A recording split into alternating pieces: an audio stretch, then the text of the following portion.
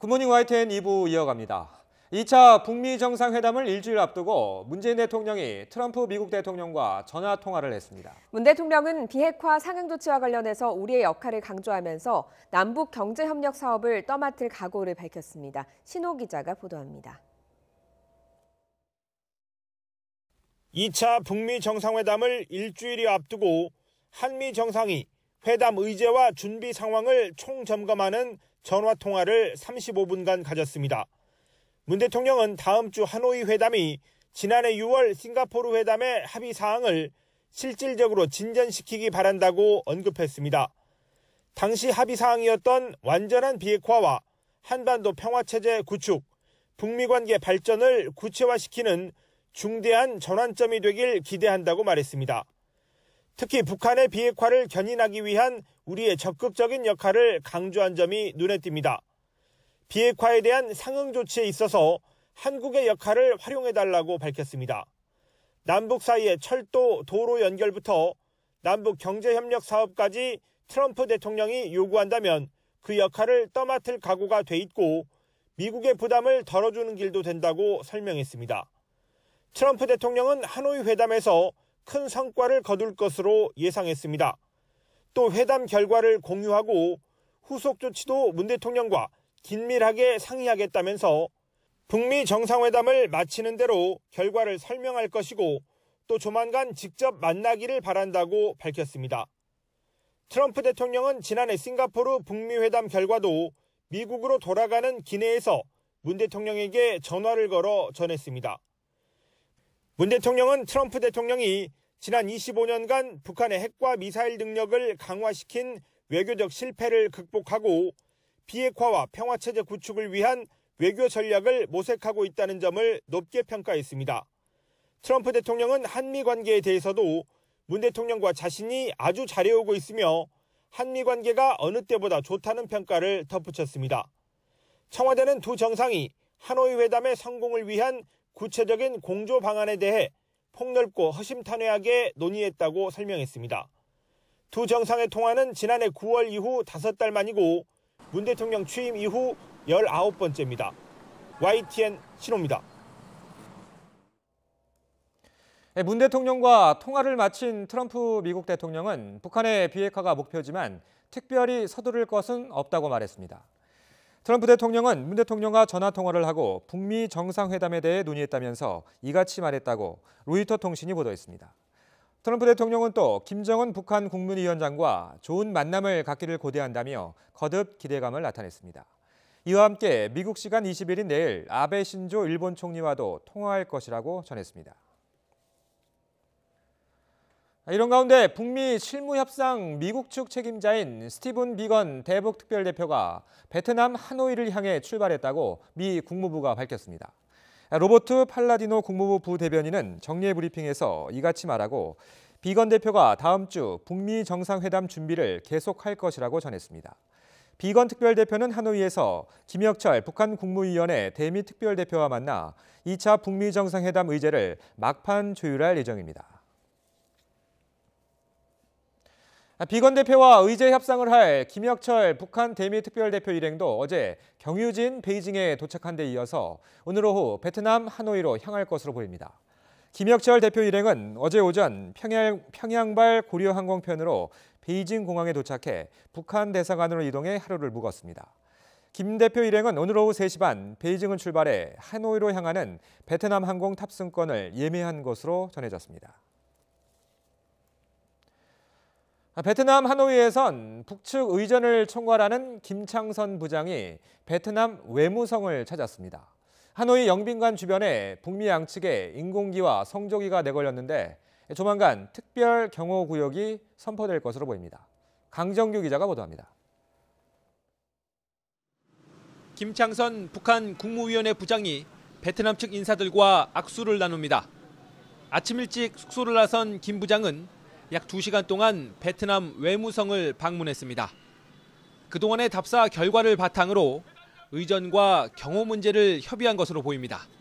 오후 늦게 숙소로 돌아온 김 부장은 소피텔 메트로폴 호텔을 찾았습니다. 지난 주말 하노이에 도착한 이후 단 하루도 거르지 않고 이곳에 들렀습니다. 김철규 호위사령부 부사령관, 박철 아태평화위 부위원장 등이 동행했고 약 2시간 동안 미국 의전팀과 호텔을 둘러봤습니다. 혹시 북미 정상에 같이 묵게 됩니까? 앞서 김 부장 일행은 지난 17일에도 미국 측과 근처 오페라 하우스를 시찰했습니다. 유력한 회담 장소로 거론돼 온 국가 컨벤션 센터에 이제껏 양측 의전팀이 들른 흔적이 없기 때문에 오페라 하우스에서 회담이 열릴 수 있다는 관측도 나옵니다. 영빈관, 소피텔 등과 가까워 하나의 구역으로 묶어 경호하기에도 편합니다. 현지 소식통은 멜리아 호텔에 미국 측 프레스 센터가 차려질 거라고 전했는데 이 역시 멀지 않습니다. 베트남 당국도 영빈관의 도색과 개보수 작업을 진행하고 주변 도로를 따라 북미 양측에 깃발을 설치하는 등 손님 맞이 준비에 시동을 걸고 있습니다. YTN 강정규입니다. 자유한국당 당권주자들이 박근혜 전 대통령 탄핵에 대한 평가를 놓고 정면으로 충돌했습니다. 특히 황교안 후보가 절차에 문제가 있었다며 처음으로 탄핵 반대 뜻을 명확하게 밝혔습니다. 조은지 기자입니다. 탄핵은 어쩔 수 없었다? 박근혜 정부에서 국무총리를 지낸 황교안 후보가 X표말을 들었습니다.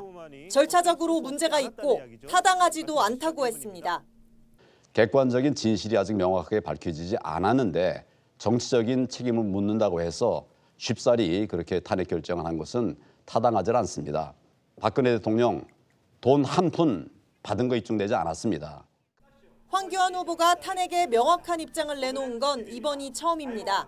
김진태 후보 역시 탄핵은 부당하다는 기존 뜻을 되풀이했습니다.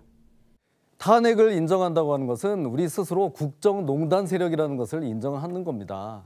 부당한 탄핵에 맞서서 싸우는 것에서부터 제1야당의 제대로 된 자세가 나온다고 이렇게 생각합니다.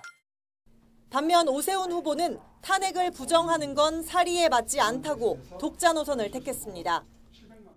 헌법재판소의 판결을 통해서 박근혜 전 대통령의 탄핵에 대한 이유가 밝혀진 바가 있습니다. 공직에 가까이 가서는 안 될 사람이 정기적으로 청와대를 드나들면서 이런저런 영향을 미쳤습니다. 70분간 이어진 TV 토론회에서 후보들은 핑퐁 게임을 방불케 하는 가시도친 설전을 주고받았습니다. 입당 2주 만에 대표까지 탐낸다며 황교안 무임승차론이 나왔고 좀 너무 기여한 게 없지 않냐. 밥을 이렇게 다 지어놨는데 객이 먼저 와서 밥상 차지하려는 거 아니냐. 여론조사 지지도를 근거로 중도 확장성을 내세우는 오세훈 후보를 저격하기도 했습니다. 여야 후보 중에서도 가장 높고 우리 오 후보님을 지지하는 비율보다 제 기억으로는 5, 6배 정도 높은 것 같아요. 김진태 후보가 지난 대선 때 조원진 대한애국당 대표에게 후원금 500만 원을 보낸 사실도 처음 공개됐습니다. 조원진 후보께 500만 원을 내신 걸 봤습니다. 그런데 본인이 몸담고 있는 자유한국당의 대선 후보에는 얼마를 줬나 보니까 낸 게 없더라고요. 새 후보는 이 밖에도 바른미래당과의 통합론이나 북한 비핵화 전망부터 광주형 일자리와 난민 문제까지 다양한 현안을 놓고 열띤 신경전을 벌였습니다. YTN 조은지입니다. 500여 개 시민단체가 5.18 폄훼 발언과 관련해서 의원 퇴출을 촉구했습니다. 한국당의 사과와 반성의 진정성이 없다며 한국당은 죽었다라는 의미로 근조 리본을 달기도 했습니다. 박광열 기자가 보도합니다. 망언 의원 3인 즉각 제명하라! 제명하라! 제명하라! 제명하라! 촛불 집회 이후 최다인 553개 시민단체가 힘을 합쳤습니다. 자유한국당 의원 3명의 5.18 폄훼 발언을 규탄하기 위해서입니다. 집에 가냐? 계엄이 들어온단다. 아들이 이렇게 대답했습니다. 어머니, 제 친구들이 안에 있습니다. 제가 어째 혼자 가겠습니까? 그 어머니께 다시 칼을 들이댄 겁니다. 이들은 김순례, 이종명, 김진태 의원의 국회 퇴출을 촉구했습니다. 자유한국당에도 날을 세웠습니다. 전당대회를 이유로 김순례, 김진태 의원 징계를 유예하고 제명 조치를 한 이종명 의원도 의원직 유지엔 문제가 없다며 이는 징계쇼에 불과하다고 꼬집었습니다. 그러면서 한국당의 정치적 사망을 뜻하는 근조 리본을 달았습니다. 징계 유예가 아니고 출마 자격을 박탈해야 마땅한 일입니다. 만일에 그렇지 않다면 국민에 대한 모독으로 간주하고 지금 자유한국당 해체 투쟁에 나서야 할 것입니다. 재발 방지 대책도 주문했습니다. 독일의 반나치법처럼 역사적 사실에 대한 왜곡과 선동을 처벌할 특별법 제정을 촉구한 겁니다. 또 헬기 사격과 발포 명령자 확인 등 진상규명을 위한 정부의 강력한 대처를 요구했습니다. 촛불 항쟁으로 납작 엎드려 있던 적폐 정당이 마치 촛불이 언제 있었냐는 듯 문재인 정부의 불철저한 적폐 청산 작업 역시 한몫했다고 볼 수 있다. 시국회의는 자유한국당 당사 앞에서 촛불 집회를 열고 주말에는 전국 곳곳에서 범국민 규탄 대회를 개최할 예정입니다. YTN 박광렬입니다. 오늘은 추위 걱정은 잠시 내려놓으셔도 되겠습니다. 하지만 중국발 스모그가 유입됩니다. 자세한 날씨 알아보죠. 박현실 캐스터. 네, 야외 스튜디오에 나와 있습니다. 네, 오늘 전국이 미세먼지 농도가 짙다고요? 네, 오늘은 나오실 때 황사용 마스크를 꼭 착용하셔야겠습니다. 어제 눈비가 지나고 이제 불청객 미세먼지가 찾아오기 때문인데요. 아직은 전국의 대기질이 양호한 편입니다. 하지만 오후부터는 중국발 스모그가 유입되면서 전국의 미세먼지 농도 나쁨에서 매우 나쁨 수준까지 오르겠습니다. 호흡기 관리에 각별히 신경을 쓰셔야겠습니다. 오늘 아침 전국에 구름 많은 모습입니다. 아침까지 강원 영서 남부와 충북 북부, 전북 동부에는 1cm 안팎의 눈이 조금 오겠고요. 오후부터는 하늘이 차차 개겠습니다. 오늘 아침 큰 추위는 없습니다. 서울의 기온이 0.5도, 광주 1.5도, 부산 2.1도로 어제보다 2~3도가량이 높은데요. 낮 동안에는 기온이 더 올라서 포근하겠습니다. 서울 5도, 대전 8도, 대구 6도로 어제보다 2도에서 4도가량 높겠습니다. 주말에는 서울의 낮 기온이 11도까지 오르면서 포근한 날씨를 보이겠고요. 당분간 뚜렷한 눈비 소식이 없어서 미세먼지가 길게 기승을 부릴 것으로 보입니다. 내일도 전국의 공기가 탁할 것으로 예상되면서 수도권에는 미세먼지 예비 저감 조치가 시행됩니다. 미세먼지 줄이기에 동참해 주시기 바랍니다. 지금까지 YTN 야외 스튜디오에서 박현실입니다. 대보름이었던 어제 전국에서 크고 작은 화재 사고가 잇따랐습니다. 달집을 태우다 폭발 사고가 나기도 했습니다. 사건 사고 소식 김진호 기자가 보도합니다. 119 소방대원들이 잔불을 정리하고 있습니다. 천장은 이미 불에 타버렸고 방안 곳곳에는 타다 남은 살림살이가 어지럽게 흩어져 있습니다. 서울 영등포구 물레동의 반지하 주택에서 화재가 발생한 시각은 어제 오후 6시쯤. 불은 30분 만에 꺼졌지만 남자 한 명이 숨진 채 발견됐습니다. 그러나 1차 검시 결과 코 안에 그을음이 없는 것을 볼 때 사인이 화재는 아니었던 것으로 추정됩니다. 경찰은 국과수 부검을 통해 정확한 사망 원인을 밝힐 예정입니다. 어제 오후 5시 50분쯤에는 강릉시 교동 가장로에 있는 미중공 신축 건물에서 화재가 발생했습니다. 119 소방대가 신고를 받고 즉시 출동했지만 불은 2시간여가 지난 오후 8시 10분쯤에야 완전히 꺼졌습니다. 인명피해는 없었습니다. 경찰과 소방당국은 배전반에서 불이 시작된 것으로 보고 정확한 화재 원인을 조사하고 있습니다. 대보름을 맞아 달집을 태우다가 폭발 사고가 났습니다. 어제 오후 5시 40분쯤 부산 송정해수욕장에서 달집에 불을 붙이는 순간 폭발이 일어났습니다. 이 사고로 행사 관계자 45살 김모 씨 등 2명이 얼굴에 화상을 입었고 지켜보던 시민 1명이 놀라 병원에 옮겨졌습니다. 경찰과 소방당국은 달집에 미리 뿌린 인화성 물질에 유증기가 폭발한 것으로 보고 정확한 경위를 조사하고 있습니다. YTN 김진호입니다. 사회적 대화기구인 경제사회노동위원회가 현재 최장 3개월인 탄력근로제 단위 기간을 6개월로 확대하는 데 합의했습니다. 진통 끝에 경영계의 요구가 일부 받아들여진 셈인데 노동자의 건강을 보호하는 방안과 임금 감소를 막기 위한 안전장치도 일부 마련됐습니다. 추은호 기자가 보도합니다. 1. 탄력적 근로시간제의 단위 기간을 6개월로 한다. 사회적 대화기구인 경제사회노동위원회가 노사 간의 뜨거운 쟁점이던 탄력근로제 단위기간 연장에 합의를 이뤄냈습니다.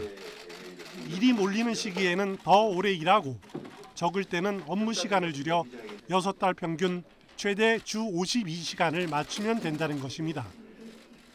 탄력 근로가 석 달을 넘기면 근로시간을 정할 때 하루 단위가 아니라 주 단위로 정할 수 있도록 해 쉽게 도입할 수 있는 길도 열었습니다. 그러나 탄력 근로제를 도입할 때는 노사 간의 서면 합의가 있어야 하고 최소 2주 전에는 하루별 근로시간을 노동자에게 통보해야 합니다. 노동자를 보호하기 위한 방안도 마련됐습니다. 노동자의 건강권을 확보하기 위해 근로일간 11시간 휴식 시간을 의무화했습니다. 노동자의 임금 감소를 막기 위해 사용자는 임금 보전 방안을 마련해 고용노동부 장관에게 신고해야 하며 이를 어기면 과태료를 부과하도록 했습니다. 진통 끝에 이뤄진 합의에 대해 노동계와 경영계는 기대를 나타냈습니다. 이런 모델들이 대한민국이 서로 상생하는 그런 길이 됐으면 좋겠다는 말씀도 드립니다. 서로 같이 우리가 신의와 성실로서 앞으로 여러 가지 문제를 같이 해결해 나가도록 노력하기를 바랍니다. 경사노위의 합의가 국회에 제출되면 국회는 이 합의를 바탕으로 근로기준법 개정 작업에 착수하게 됩니다. YTN 추은호입니다. 그러나 민주노총은 탄력근로제 확대 합의에 대해 명백한 계약이라며 비판했습니다. 민주노총은 성명에서 정부 경총 한국노총이 결국은 야합을 선택했다며 이번 합의는 노동시간의 유연성을 대폭 늘렸고 임금 보전은 불분명하며 주도권은 사용자에게 넘겨버린 명백한 계약이라고 밝혔습니다. 민주노총은 오늘 전국 확대 간부 상경 결의대회를 열고 다음 달 6일로 예정한 총파업, 총력투쟁을 보다 강력하게 준비하겠다고 강조했습니다. 탄력근로제 확대 문제는 이제 국회로 공이 넘어갔습니다. 경사노위 합의가 이뤄지긴 했지만 입법이 필요하기 때문인데요. 하지만 국회는 새해 들어 한 번도 열린 적이 없습니다. 민생 법안이 모두 발이 묶여 있습니다. 최기성 기자가 보도합니다. 다음 달 말에 계도 기간이 종료되면 주 52시간 근무제를 지키지 않는 사업자는 처벌을 피할 수 없게 됩니다. 사회적 합의기구인 경제사회노동위원회에서 탄력근로제 단위기간을 6달로 늘리기로 합의하면서 이제 공이 국회로 넘어왔지만 문제는 국회 문이 굳게 닫혀 있다는 겁니다. 탄력근로제 등을 비롯한 노동 현안 그리고 정치개혁 특위에도 지금 다루고 있는 선거법 이런 부분들이 이제 2월 임시국회에서 처리가 돼야 국회 법제사법위원회에 계류 중인 공교육 정상화법 개정안 역시 발등에 떨어진 불입니다. 초등학교 1, 2학년 방과 후 영어교육 과정을 재개하는 내용이 담겼는데 개학까지 한 달도 남지 않았기 때문입니다. 초등학교 저학년 방과 후 영어교실, 체육계 성폭력 관련 사항, 한미 방위비 분담금 협상 비준 문제, 쌀 목표 가격 결정 등 대단히 시급한 민생 현안부터 조속히 국회에서 논의해서 유치원 비리를 막기 위해 발의된 유치원 3법부터 환자 폭행으로 숨진 임세원 교수와 비슷한 피해를 막기 위해 외래 치료 명령제 등을 강화하는 임세원법, 몰카 등 불법 영상 유통으로 얻은 범죄 수익을 환수하는 양진호법 등 비쟁점 법안도 뒷전으로 밀려났습니다. 고위공직자 비리수사처 설치 등 사법개혁 법안과 5.18 특별법 개정안처럼 여야 입장이 첨예하게 엇갈리는 법안 역시 같은 처지에 놓였습니다. 애초 김태우 전 청와대 특별감찰반원 관련 특검과 신재민 전 기재부 사무관 관련 청문회, 손혜원 의원 국정조사, 조혜주 중앙선거관리위원 사퇴 등 4가지를 요구했던 자유한국당은 여당이 손혜원 의원 국정조사만 수용하면 국회 정상화에 나서겠다는 양보안을 내놓았지만 여당도 눈대기만 하고 있습니다. 이 부분에 대해서 답해 주십시오. 저는 이제 딥스로트가 한 명이 아니라 제2, 제3의 딥스로트가 나올 거라고 생각을 합니다. 민주당은 조건 없는 국회 정상화를 강조하면서 문희상 국회의장과 여야 원내대표의 회동에서도 아무런 진전은 없었습니다. 올해 들어 본회의가 한 번도 열리지 않으면서 국회 파행이 풀릴 기미를 보이지 않고 있는 가운데 특히 국정을 책임져야 할 여당의 부담은 더욱 커질 전망입니다. YTN 최기석입니다. 손혜원 의원의 목포 투기 의혹과 관련해 검찰이 문화재청과 목포시청을 압수수색했습니다. 갖가지 고소 고발이 이어졌던 사안이죠. 일단 손 의원이 비밀 누설과 직권남용 등의 혐의로 고발된 사건 수사가 속도를 내고 있습니다. 차유정 기자가 보도합니다. 문화재청에서 파란 상자 여러 개가 들려나옵니다. 검찰 수사관들이 문화재청 근대문화재과와 기획재정 담당관실에서 확보한 자료들입니다. 혹시 오늘 압수한 증거물 어떤 건지 좀 말씀해 주실 수 있을까요? 같은 시각 전남 목포시청에도 수사관들이 투입됐습니다. 손혜원 의원의 목포 불법 투기 의혹을 확인하기 위해 검찰이 증거 확보에 나선 겁니다. 손 의원은 목포의 문화재거리 지정 1년 전부터 일대 건물들을 사들였는데 매입 과정이 적법했는지를 놓고 논란이 커졌습니다. 최대 쟁점은 손 의원이 지정 정보를 미리 알았는지 여부입니다. 검찰은 이를 확인하기 위해 문화재거리 지정 과정이 담긴 문건과 직원 휴대전화를 집중적으로 확보했습니다. 손 의원은 문화재청을 담당하는 국회 문화체육관광위원회 소속입니다. 상임위 활동을 통해 손 의원이 정보를 미리 알고 부동산을 매집했다면 부패방지법 위반입니다. 검찰은 확보한 자료와 통화 내역 등을 분석해 손 의원이 문화재 지정에 압력을 넣어 직권을 남용한 정황이 있었는지도 살필 예정입니다. 이에 대해 손 의원은 허무맹랑한 주장이라며 관련 의혹을 처음 제기한 언론사 기자들을 검찰에 고소했습니다. YTN 차유정입니다. 횡령과 배임 등의 혐의로 1심에서 징역 15년을 선고받은 이명박 전 대통령의 항소심 재판이 준비 절차부터 다시 시작합니다. 서울고등법원은 이 전 대통령 측 변호인과 검찰 양측에 공판준비 명령서를 송달하고 오는 27일 준비 절차를 다시 진행하기로 했습니다. 재판부는 최근 법원 인사로 재판장이 전준영 부장판사로 변경된 데 이어서 오는 25일 주심 판사도 새로 바뀌는 만큼 이 전 대통령과 검찰 양측의 입장을 다시 정리한다는 방침입니다. 종교적 양심이 아닌 비폭력 평화주의 같은 신념을 양심적 병역 거부의 사유로 인정한 법원 판결이 나왔습니다.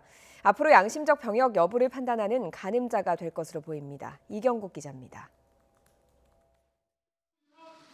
지난해 11월 대법원은 종교적 양심적 신념에 따라 병역을 거부하는 건 정당하다고 판결했습니다. 양심적 병역 거부는 병역법 제88조 제1항의 정당한 사유에 해당한다는 것이 대법원의 다수 의견입니다. 이후 비슷한 사건에서 무죄 판결이 이어졌는데 종교적 양심이 근거였습니다. 그런데 지난 14일 종교가 아닌 비폭력 신념을 정당한 사유로 인정한 판결이 나왔습니다. 28살 A씨는 지난 2016년부터 11차례에 걸쳐 예비군 훈련에 불참해 기소됐습니다. 전쟁을 위한 군사훈련에 참가할 수 없다는 신념이 거부 이유였습니다. A씨는 폭압적인 아버지 밑에서 자라 폭력에 경각심을 가졌고 생명을 빼앗는 것이 끔찍한 잘못이라는 신념을 갖게 됐다고 진술했습니다. 우여곡절 끝에 입대해 군 생활을 마친 A씨는 더는 양심을 속이지 않겠다고 결심했고 모든 예비군 훈련에 참석하지 않아 14차례에 걸쳐 재판을 받았습니다. A씨는 재판부의 유죄로 판단될 경우 훈련을 피할 수 있는 중형을 선고해달라고 요청하기도 했습니다. 재판부는 A씨가 신념이 형성된 과정을 자세히 설명해 양심에 따른 정당한 사유로 보인다며 무죄를 선고했습니다. 이례적인 이번 판결이 양심적 병역 거부를 심사하는 기준이 될 거란 분석도 있습니다. 내년에 도입될 양심적 병역 거부자에 대한 대체복무심사위원회 심사 기준에 대한 기준을 정립하는 데도 큰 도움이 될 것이라고 생각합니다. 논란이 끊이지 않는 양심적 병역 거부, 윤리와 철학 등으로 적용 범위가 넓어질지 주목됩니다. YTN 이경국입니다. 부산의 한 대학병원 교수가 시험 문제를 빼돌린 것으로 드러나 해임됐습니다.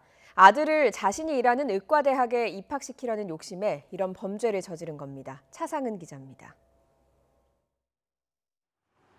부산의 한 대학병원 산부인과 김모 교수는 자신이 일하는 의과대학의 편입학 전형에 아들이 지원하자 대를 잇는 의사 만들기에 나섰습니다. 시험 문제를 관리하는 병원 직원 A씨에게서 면접 문제와 답안을 몰래 건네받은 겁니다. A씨는 면접을 앞둔 지난해 1월 학교에 몰래 들어가 문제 9개와 모범 답안의 핵심이 담긴 쪽지를 만들어 약속된 장소에 숨겼습니다. A씨로부터 게시판에 넣어뒀으니 확인하라는 메시지를 받은 김 교수는 쪽지를 찾아 아들에게 건넸고 김 교수의 아들은 수월하게 면접 시험을 치렀습니다. 치밀했던 입시 비리는 우연히 드러났습니다. 면접을 앞두고 문제와 답안을 최종 검토하는 과정에서 잘못된 내용으로 드러난 답안을 김 교수의 아들이 술술 말한 겁니다.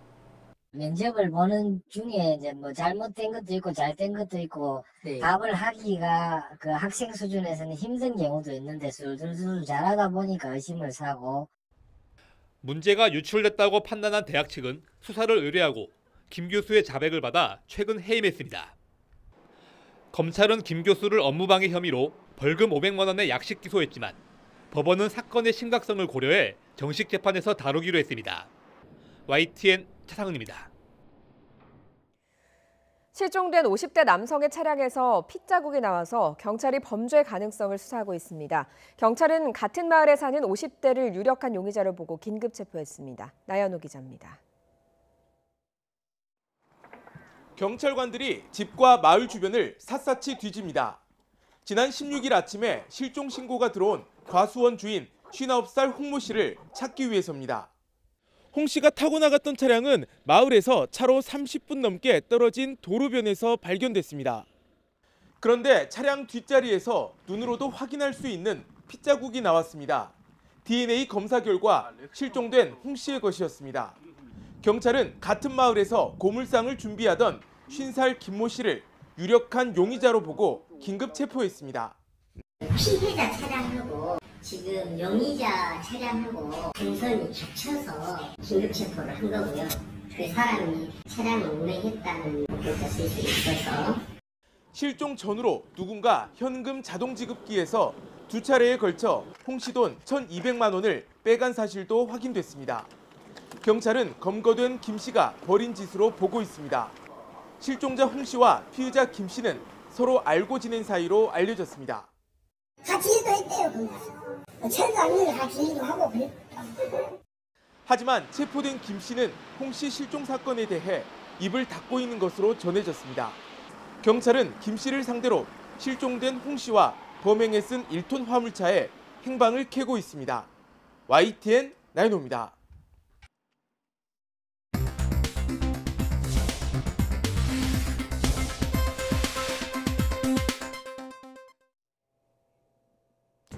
이 시각 보도국입니다. 오늘 수도권 3개 시도에 고농도 미세먼지 예비 저감 조치가 처음으로 시행됩니다. 환경부는 어제 오후 5시 기준으로 발령 기준이 충족돼 오늘 오전 6시부터 오후 9시까지 서울과 인천 전 지역, 연천, 가평, 양평군을 제외한 경기도 지역에 고농도 미세먼지 예비 저감 조치를 시행한다고 밝혔습니다. 문재인 대통령이 오늘 5.18 광주 민주화운동 유공자를 청와대로 초청합니다. 청와대 관계자는 문 대통령이 5.18 유공자와 관련 단체장, 광주 시민사회 원로 등 10여 명을 초청해 오찬을 함께할 예정이라고 밝혔습니다. 유은혜 사회부총리 겸 교육부 장관이 양대 교원단체인 한국교원단체 총연합회와 전국교직원 노동조합을 방문합니다. 교육부는 유 부총리가 오늘 서울 서초구 교총회관과 서대문구 전교조 사무실을 찾아 두 단체와 각각 간담회를 연다고 밝혔습니다. 저축은행 중앙회 노동조합이 지난 1973년 중앙회 설립 46년 만에 첫 파업에 돌입할 전망입니다. 노조는 파업 찬반 투표를 진행한 결과 조합원 121명 가운데 102명이 투표에 참여했고 99명이 찬성해 파업 쟁의안이 가결됐다고 밝혔습니다. 미국과 중국이 지난주 베이징에 이어 워싱턴에서 제3차 무역 협상을 재개했습니다. 백악관은 미중 양국의 차관급 협상이 미국 시간 19일부터 워싱턴에서 재개되고 21일부터는 고위급 협상이 시작될 것이라고 밝혔습니다. 이 시각 보도국이었습니다.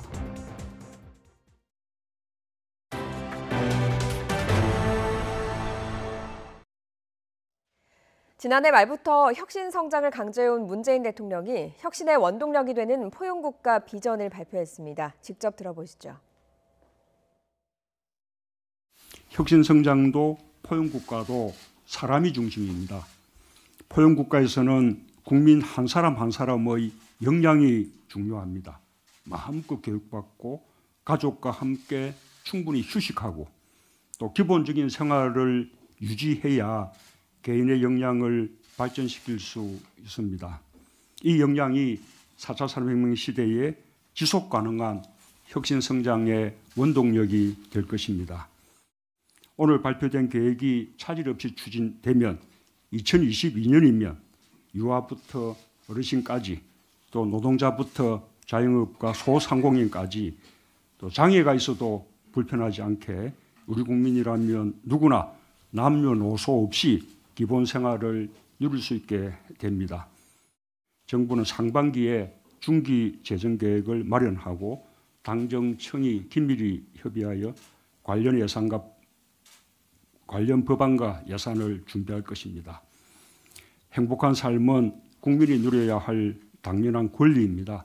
함께 잘 사는 길로 가는 일이만큼 국회의 초당적인 협력을 반드시 이끌어내겠습니다. 이런 포용국가 사회 정책에 따라서 정부는 생애 주기별로 국민의 삶에 대한 책임을 강화합니다. 초등학생 10명 중 8명이 방과 후 돌봄 시설을 이용할 수 있게 되고요. 모든 신혼부부가 주거 지원 혜택을 받게 됩니다. 한영규 기자가 정리했습니다. 정부는 함께 잘 사는 포용국가를 실현하기 위해 생애 주기별로 국민의 삶을 개선하기로 했습니다. 2022년 영유아 10명 중 4명이 국공립 유치원이나 어린이집에 다니게 되고 맞벌이 가정 초등학생 10명 중 8명은 국가가 지원하는 방과 후 돌봄 시설을 이용할 수 있게 됩니다. 고등학교 무상교육은 올해 2학기 3학년부터 시작해 2021년에는 전체 고등학생 130만 명으로 확대됩니다. 2022년까지 모든 대학 입학금을 폐지하고 국가 장학금 혜택도 확대하기로 했습니다. 포용국가 사회정책 추진계획은 국민의 전생에 삶의 전 영역을 빈틈없이 살피고 피부로 체감할 수 있는 변화를 만들어내겠다는 국민과의 약속입니다. 기초생활보장 부양 의무자 기준을 단계적으로 폐지해 생활이 어렵지만 지원을 받지 못하는 빈곤층을 줄여나가기로 했습니다. 저렴한 임대료의 공공임대주택을 2022년까지 69만 5천 호 공급해 모든 신혼부부가 주거 지원 혜택을 받을 수 있도록 한다는 계획입니다. 전체 노후 경유차의 60% 이상을 퇴출시키고 친환경차 50만 대를 보급해 미세먼지를 2014년보다 35% 줄이기로 했습니다. 정부는 이 같은 내용의 포용국가 사회 정책을 추진하면서 장기 계획인 국가 미래 비전 2040을 수립하기로 했습니다. YTN 한윤규입니다. 노조 활동을 방해한 혐의로 재판에 넘겨진 김장겸 전 사장 등 MBC 경영진 4명이 1심에서 징역형 집행유예를 선고받았습니다. 김 전 사장 등은 오히려 자신들이 노조에 탄압받았다며 항소하겠다고 밝혔습니다. 김우준 기자입니다.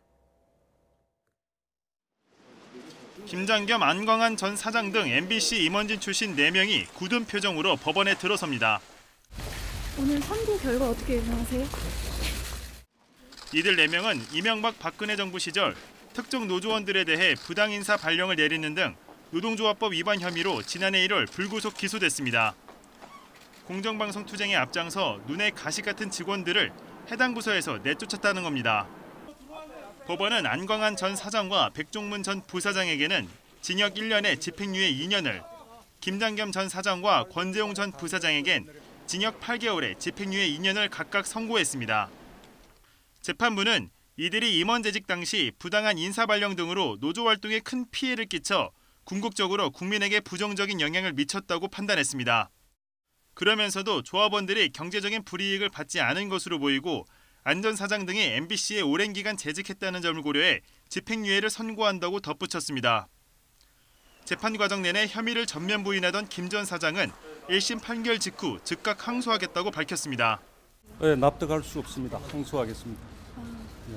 이번 사건의 본질은 8개월 만에 강제로 사장직에서 해임한 뒤 언론 탄압의 희생자인 저를 권력과 언론 노조가 노동조합법을 덧씌워서 안광한 전 사장 등 나머지 3명도 항소할 뜻을 밝힌 것으로 전해졌습니다. YTN 김우준입니다. 가습기 살균제 피해 사건을 재수사하는 검찰이 과거에는 처벌을 피해간 SK케미칼과 애경산업 경영진을 겨냥하면서 속도를 높이고 있습니다. 중간다리인 납품업체 전 대표를 구속 기소하며 유해성 입증과 공소시효 문제가 상당 부분 해결됐다고 보고 있습니다. 강희경 기자입니다.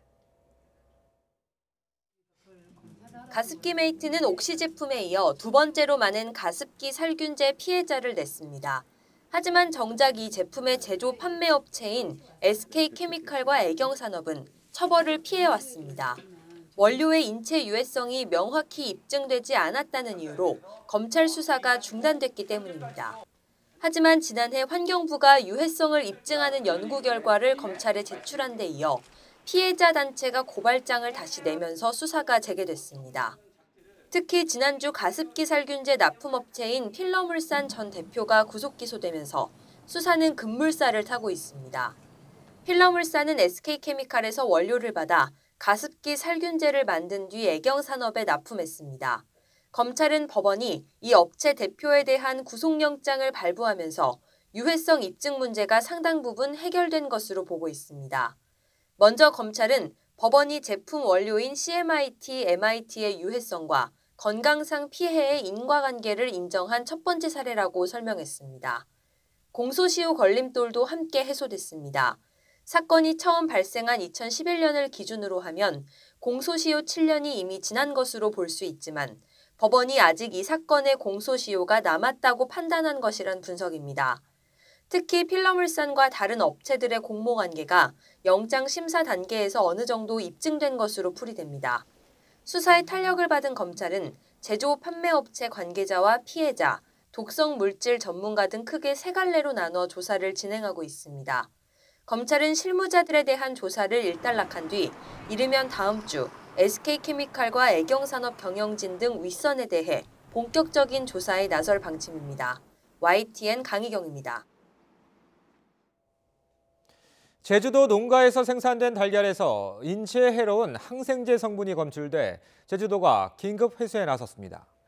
제주도는 제주시 모 농장에서 지난 11일 생산된 달걀에서 항생제 성분인 엘로플록사신이 1kg에 0.00342mg 검출돼 판매 중지와 회수 조치를 내렸습니다. 검출 당일 생산된 달걀은 총 6,900개인데 이 가운데 4,200개가 시중에 유통됐고 나머지 2,900개는 긴급 회수됐습니다. 피부 착색 등 해나 염색 부작용 우려가 커지면서 관련 소비자 상담도 급증한 것으로 나타났습니다. 한국소비자원은 지난달 1372 소비자 상담센터에 접수된 염색제 관련 상담이 한 달 전보다 4.7배 증가했다고 밝혔습니다. 주로 부작용이 발생한 해나 제품에 대한 문의와 판매 업체의 배상 거부에 따른 해결 방법 상담이었습니다. 탈모 고민하는 분들에게 꽤 반가운 소식일 것 같습니다. 국내 연구진이 머리카락을 자라게 하는 세포를 대량으로 배양하는 데 성공했습니다. 이 세포를 쥐에 이식하자 털이 수북이 자랐는데 사람을 상대로 한 임상시험을 앞두고 있습니다. 이혜리 기자가 보도합니다. 털이 없던 매끈한 쥐의 등이 2주 만에 털로 뒤덮였습니다. 모유두 세포, 즉 모발이 자라도록 유도하는 세포를 털이 없던 쥐 피부에 주사한 결과입니다. 모유두 세포는 모발 끝부분인 모낭에 매우 소량으로 존재합니다. 주변 혈관으로부터 영양을 공급받아 세포 활동을 함으로써 모발 형성에 핵심적인 역할을 하는 겁니다. 이 세포가 머리카락을 자라게 한다는 건 알려졌지만 워낙 양이 적어서 이를 활용하기가 쉽지 않았습니다. 그런데 국내 연구진이 이 세포를 대량으로 배양하는 데 성공했습니다. 저산소 환경, 즉 약 2에서 5%의 낮은 농도의 산소가 존재하는 환경에서 이 모유두 세포를 키웠더니 대량으로 만들어진 겁니다. 저산소 조건에서 모유두 세포를 배양하게 되면 증식도 획기적으로 증가하지만 배양한 세포를 쥐의 피부에 이식을 하였을 때 모유두 세포의 생존 능력이 획기적으로 늘어나고 탈모 환자를 치료하는 데 필요한 모유두 세포는 일반적으로 약 1,000만 개. 연구팀은 환자의 모낭에서 이 세포를 채취한 뒤 대량 배양해 간단히 두피에 주사하는 방식으로 모발을 자라나게 할 수 있다고 설명했습니다. 현재는 쥐를 대상으로 한 부작용 시험이 진행 중으로 실제 환자를 대상으로 한 시험은 내년쯤 이뤄질 전망입니다. YTN 사이언스 이혜리입니다. 서울시가 올해 7급에서 9급 지방공무원 3천여 명을 신규 채용하고 다른 시도와 같은 날 시험을 치릅니다. 서울시는 현장 부서의 상시적 결혼 회수와 행정 수요에 먼저 대응하기 위해 인력을 지난해보다 1,000여 명을 더 뽑는다고 밝혔습니다. 서울시는 특히 올해부터는 다른 시도와 같은 날에 필기 시험을 치르기로 했습니다. 울산 한복판을 가로지르는 강이죠. 태화강을 찾는 겨울 철새가 다양해졌다고 합니다. 11종류가 늘었고 특히 천연기념물 고니도 찾아왔습니다. 김인철 기자가 취재했습니다. 잔잔한 강물 위를 다니는 고니의 모습이 여유롭습니다. 태화강 하류에서 상류까지 먹이 활동을 하는 고니 가족은 모두 6마리. 4년 만에 태화강을 찾은 겁니다. 항상 6마리가 같이 다니면서 이렇게 먹이 활동하고 쉴 때도 보면은 그 모래톱 그 언덕에 올라가 가지고 쉬고 하는 모습을. 태화강 47km를 터전으로 겨울을 나는 겨울 손님은 청둥오리와 새오리 등 52종류 10만 6천여 마리. 지난해보다 11종 늘었지만 개체수는 1,000여 마리가 줄었습니다. 새로 찾은 철새는 검은 목눈 병아리와 박새, 멧새, 민물 가마우지 등입니다. 태화강에는 해마다 10월부터 겨울 철새들이 찾아듭니다. 10년 넘게 이어져 온 태화강 생태 복원 사업이 성과를 거두고 있다는 증거입니다.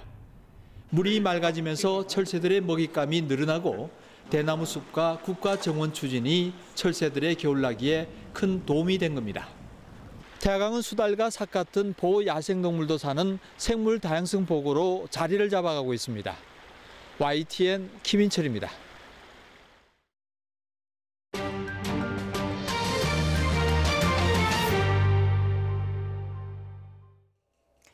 누군가가 딱 떠오르는 비주얼이죠. 네, 맞습니다. 김정은 위원장입니다. 2차 북미 정상회담 분위기가 무르익고 있는 베트남 하노이에 김정은 위원장과 트럼프 대통령의 헤어스타일을 똑같이 만들어주는 미용실이 생겼습니다. 강성훈 기자입니다. 베트남 하노이의 한 미용실. 김정은 북한 국무위원장의 머리 모양과 비슷하게 이발을 한 아이가 보입니다.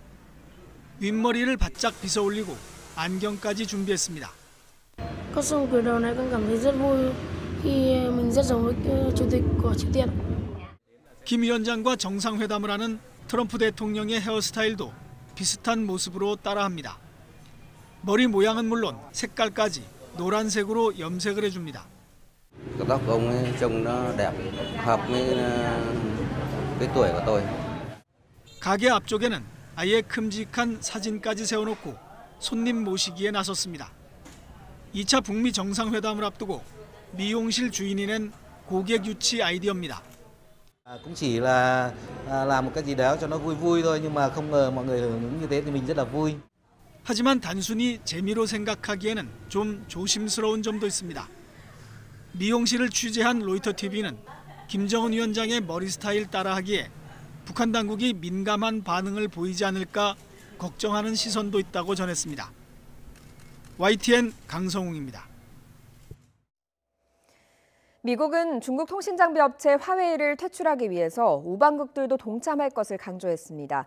그런데 영국과 뉴질랜드가 등을 돌린 데 이어서 독일도 동참하지 않을 조짐을 보이고 있습니다. 황보선 기자가 보도합니다. 화웨이가 해외에 파는 통신 장비에 기밀 정보를 빼돌릴 수 있는 백도어 장치를 심어놓았다. 미국 정부는 이런 의혹을 내세우며 화웨이의 5G 사업을 막는데 파이브아이즈 회원국들의 동참을 독려해왔습니다. 파이브아이즈는 미국, 영국, 호주, 뉴질랜드, 캐나다가 참여한 기밀 공유 기구입니다.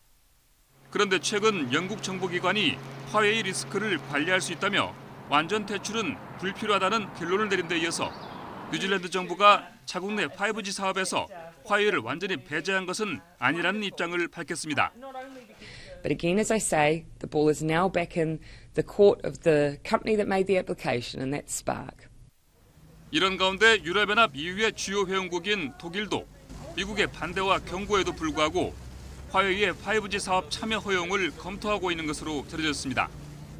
미국 월스트리트 저널은 독일 관련 부처가 화웨이의 사업 참여를 허용하는 쪽으로 이미 2주 전에 예비 결정을 내렸다고 보도했습니다. 이런 형세 속에 당사자인 화웨이 측은 자신감을 내비쳤습니다. There's no way the US can crush us. The world needs Huawei because we are more advanced. 애초에 미국이 설득력 높은 증거도 없이 무리한 압박에 나선 데다 중국의 거센 반격이 이어지면서 미국 주도의 화웨이 퇴출 공조가 흔들리고 있다는 분석이 나오고 있습니다. YTN 황보선입니다. 프랑스의 한 유대인 묘역에 나치 문양의 낙서가 다량으로 발견돼서 경찰이 수사에 나섰습니다. 현지 언론은 프랑스 동부 독일 접경 지역인 알자스 지방의 소도시 카첸하임에 있는 유대인 묘지에 나치의 문양인 하켄크로이츠 낙서가 등장했다고 보도했습니다. 일부 묘비에서는 독일어로 검은 알자스의 늑대들이라고 쓰였는데 이는 1970년대 신나치 그룹과 연계돼 활동한 프랑스의 극우 분리주의 단체를 의미합니다. 에마뉴엘 마크롱 대통령은 프랑스 국민이 유대인이라는 이유로 모욕과 협박을 당하고 다치거나 살해당한다면 그것은 공화국에 대한 공격이라고 비판했습니다. 스위스 알프스 지역의 한 스키장에서 눈사태가 발생해서 여러 명이 매몰됐다고 스위스 발레주 경찰이 밝혔습니다. 스위스 경찰은 눈사태가 현지 시각으로 19일 오후 크랑몬타나의 플랭 모르테 봉우리 근처에서 시작됐으며 사고 직후 헬리콥터 등을 동원해서 구조 작업을 벌이고 있다고 밝혔습니다. 현지 언론은 이번 눈사태가 지난주에 기온이 상승해 눈이 녹기 시작하면서 일어난 것으로 보고 있습니다. 인도에서 에어쇼 연습을 하던 공군 소속 제트기 2대가 공중에서 충돌해 조종사 1명이 사망했습니다. 이번 사고는 인도 남부 벵갈루루 인근의 예란카 공군기지에서 인도 공군 고개비행팀 소속 제트기 2대가 에어쇼를 앞두고 리허설을 하던 도중 발생했습니다. 고속비행 도중 서로 부딪힌 2대의 제트기는 바닥으로 떨어지면서 폭발했으며 조종사 3명 가운데 2명은 탈출에 성공했지만 1명은 숨졌습니다.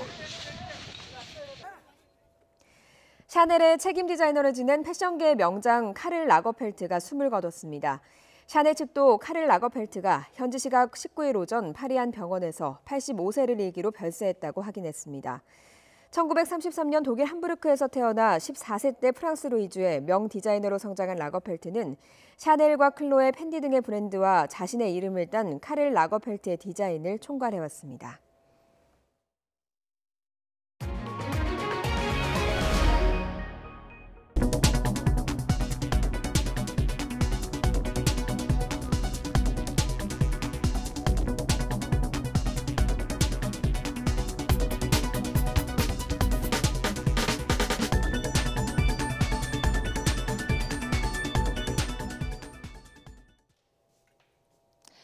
어제 내린 눈에 이어 오늘은 미세먼지에 대한 대비가 필요합니다. 출근길 현재 미세먼지 상황인데요. 아직은 미세먼지가 심하진 않습니다. 중서부 일부 지역만 약간씩 높게 나타나고 있습니다. 하지만 낮부터는 이 중국 쪽에 보이는 붉은 속에 스모그가 유입되면서 농도가 치솟을 것으로 예상됩니다. 오늘 중부와 호남 지역, 경북 지역의 미세먼지 농도는 나쁨 단계를 보이겠고요. 오후에는 매우 나쁨 단계까지 올라갈 수 있겠습니다. 보통 권역도 밤부터는 농도가 짙어질 것으로 보이니까요. 오늘 나오실 때는 황사용 마스크를 꼭 챙기셔야겠습니다. 내일도 전국의 공기가 탁할 것으로 예상돼 오늘 수도권 지역에는 처음으로 미세먼지 예비 저감 조치가 시행됩니다. 선제 조치인데요. 오늘 공공기관 임직원들은 차량 이부제를 준수해야 합니다. 끝자리가 짝수인 차량만 운행할 수 있습니다. 또 공공기관이 운영하는 대기배출 사업장과 건설 공사장도 운행 시간을 단축해야 한다고 합니다. 오늘 오전까지 눈이 조금 날리는 곳도 있겠습니다. 영서 남부와 충북 지역, 전북 지역은 산발적으로 1cm 안팎의 눈이 한 9시까지 더 이어질 것으로 보이고요. 낮부턴 대체로 맑겠습니다. 오늘 아침은 대부분 영상권입니다. 서울 기온이 영상 0.5도, 대구 2.7도, 부산 2.1도를 보이고 있습니다. 낮 기온은 어제보다 올라서 비교적 온화한 겨울 날씨를 보이겠는데요.